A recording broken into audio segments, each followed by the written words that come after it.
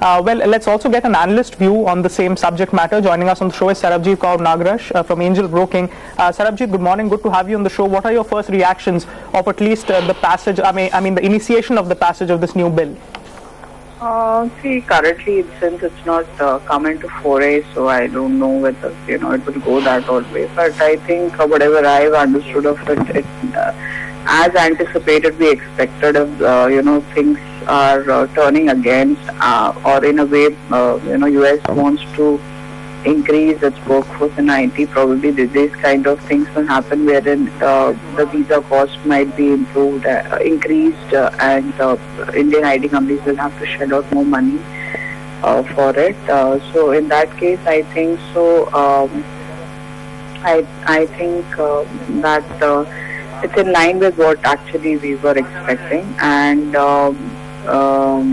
so I guess it's not a cause of worry as such, because given the fundamentals of the dynamics of the industry, there is a lot of room play and levers available for Indian IT companies to manage the profitability. So because these issues will lead to profitability issues more than the business dynamics getting changed. So I guess those issues are taken care of. So I don't think it should be much cause of a concern actually. Right. Sarabjit, Shell from the research team, can you tell us what kind of estimates you're working with this time around as far as dollar revenue growth goes on a quarter-on-quarter basis? Generally, it is expected to be a weak quarter, but even besides that, I was going through a whole lot of estimates. For the top four companies, it seems between less than 0.5% in the negative to 1.5% in the positive, and that's a very, very thin range. Are you also working with similar estimates? Yeah, similar kind of around 1%, not much, because this year any which ways is not expected to be. Most of the companies and most of the analysts have downgraded the numbers already to adjust for the risk which is or the moderation that has happened because of Brexit. So I guess that's already factored in. So there's nothing extraordinary expected. Now all analysts and even companies are looking forward to next year budget so that they can make outlook towards it. So I guess it's kind of understood that that this year is not as great as was expected. So I think people have, and the markets have also corrected the stock for same only. Sarabjit, a two-part question. First one being that if you minus the news that has come through on this H1B, and even if the results are just pretty much in line, valuation-wise, are they screaming buys? First question. And secondly, if you're looking at these basket of top 5-7 stocks, which are slightly less immune to the reforms in the US? In terms of reform, I don't think these are very substantially. They can, my reading goes, and I've heard Mr. Narayan Murthy also speak on these issues many times, and I concur with them that Indian companies are not a small player in the global IT outsourcing industry. They have really contributed a lot in terms of improving the productivity of US economy also in a substantial way. So I think that's what I said. The business dynamics are not so much tilted in favor of US. Like in pharma, the generics is a story which is given to play out given the business dynamics and the state of affairs the US is facing with pharma. I guess it holds true with the IT also. They are a big productivity lever for US economy. And for them to, they have been more proponent of open trade and such issues. So for them to suddenly go back on those issues is the only risk that industry faces, which right now I find it very difficult to comprehend will happen. And most of the IT companies have respected, the fundamental issues that most of the bigger ones at least have respected, that they don't define the law or the fundamentals of IT companies, our workforce working there, whether it be visa cost or wage differential. They have maintained pretty integrity with respect to wage issues out there. So I don't think the risk will bill. As now, whatever I read the bill coming through, I don't see there is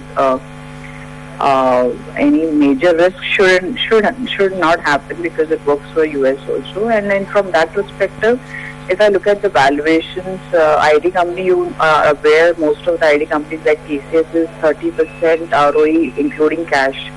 They are said all IT companies are sitting on huge cashes, and even Infosys, barring events which are happening like Brexit, which are beyond their control, they are guided that they can easily go cook up volumes of growth of 14% at such a high base. 14% ROEs of around 27% and valuations which are much less expensive, I don't think makes a case for me to go bearish on the sector overall. So we are pretty optimistic on sector, and we have a buy on most of the large cap companies because we believe that these players have made a good market dent into the international markets and now are in a position to leverage that further. Even TCS have agreed with Infosys assessment that still there is room for growth because they have just conquered 55% of IT outsourcing, and given that the wage arbitrage is huge and India is the only low-cost IT service provider in the whole world, and there's no second competition also visible, I think there is still a lot of room available. There will be near-term concern with segment to go into, like people, cloud is emerging as the next one, but that happens in all industries. So I think large cap companies are mature enough to migrate towards those segments and make their mark there. So I think these issues are transitory and they will pass by, and given the valuation that they are available, I think these are taken care mostly in the numbers. So I guess this matters. Many companies like HCL are trading at a valuation wherein even if I don't factor growth for say next 1 year also, I think the stock is very cheaply available. So there are many such opportunities available in pharma. To give you a parallel example, in pharma, Sun Pharma is less size than TCS probably, and would be growing at 15% expected growth, and has an ROE of around 25%, which is less than TCS, but gets by analysts, since I track pharma, I'm doing that comparison, that it gets a fair value of 22, 25 easily, which nobody is ready to give to TCS actually.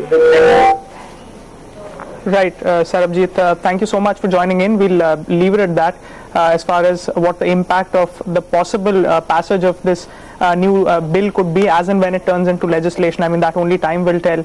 But as far as the higher costs associated with H-1B visa holders is concerned, and as Shail was also pointing out earlier, the differential between the current mean for the larger IT companies, the mean wages, and what is being proposed is on an average around $30,000 to $35,000. That's the kind of gap that we are seeing. That's the chart up on your screen. So possibly, if this sees light of the day and materiality, it might see a hike on the cost side for some of these companies which are more reliant on H-1B visa holder employees in terms of on-site efforts as well. But let's move on now and let's shift focus to the steel space and the metal space. The hike in steel prices by 2.6%. We've seen holds to the current price level of around $495 per ton. The prices of long products have been hit, in fact, harder than flat products. With also the rising costs in terms of coking coal and iron ore, what impact does it have on steel company? Joining us to discuss this in detail is Mr. B.K. Gupta. He's president at Bhushan Power and Steel. Good morning, Mr. Gupta. Good to have you on the show.